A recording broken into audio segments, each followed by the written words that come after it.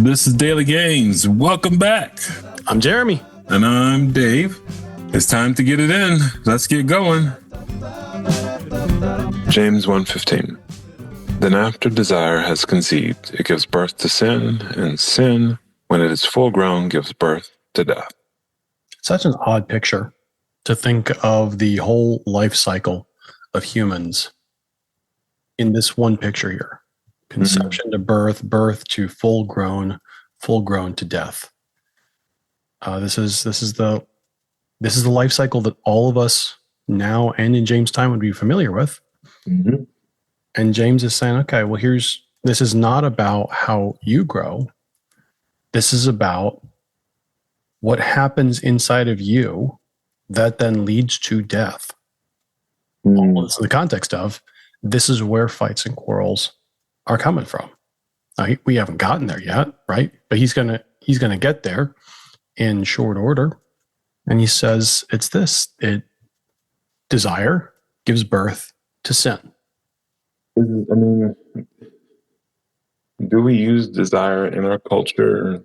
I know in our other podcast we talked about jealousy versus lust, and I'm curious, even with that word, if it's something that we naturally connect with today, because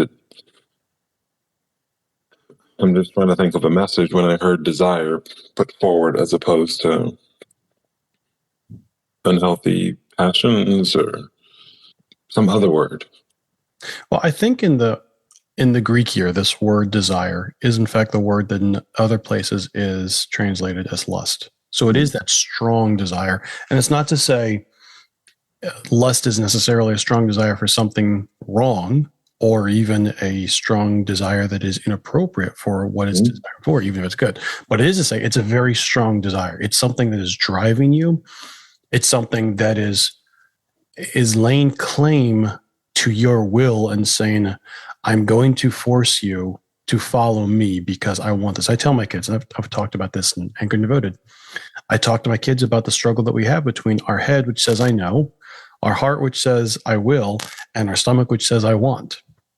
And this desire is that stomach controlling, powerful, engine driving strength that says to the heart, you're coming with me. Doesn't matter what the head says. I want, you will, because I said so. And the picture here is one of, we kind of start with a tantruming child that says, I want this, I want this, I want this. But when it's full grown, that tantrum child is no longer in any way cute.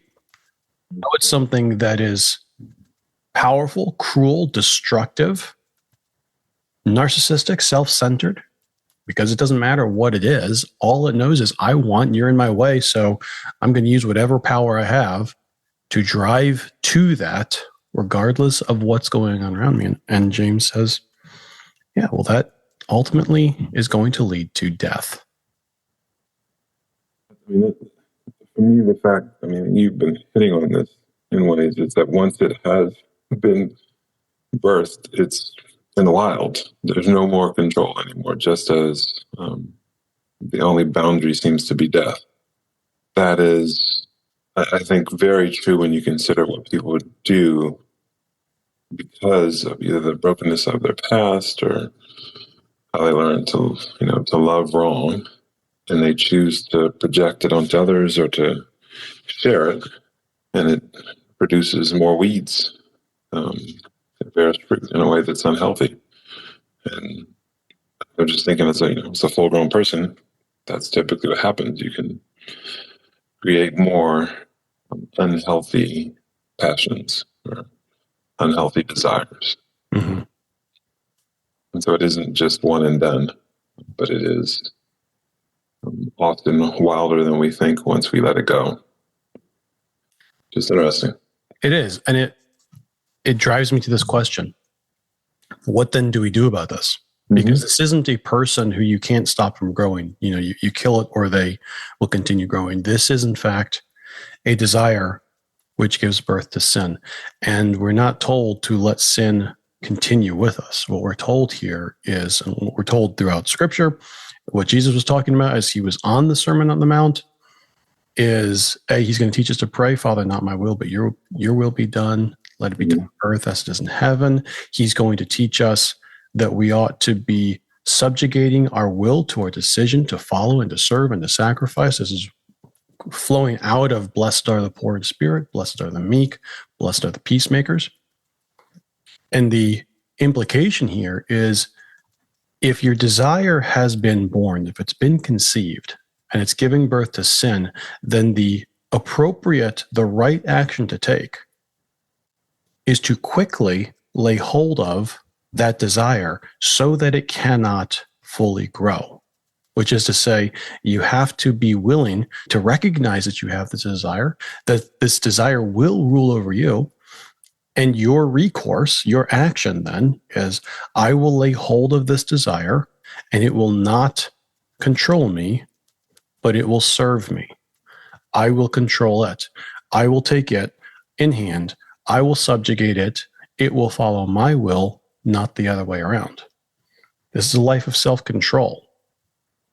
I don't see too many stories about people who lived self-controlled lives of discipline and sober-mindedness that died in, fiery plane crashes or in freak parachute accidents after jumping off of the Eiffel Tower or something. There's a protection that living in a way that says, yes, I may want that, but I'm going to control my will. I'm going to control my desires through my will so that what I want lines up not only with what is good, but with what doesn't lead to death. The thing James is calling us to. In the midst of suffering, in the midst of trial, that's going to press us. It's going to test our boundaries, our strength. And he says, this is where you need to stay focused to be successful. So that's a challenge for me today, because I'm not dealing with persecutions of the early church, of the Roman Empire. I'm not dealing with persecutions from our government or any other government. I'm simply dealing with the realities of life in my little sphere. And it's still hard for me to lay hold of my desires and say, you're going to stay in your proper place. So that's what I'll be working on today. Good luck.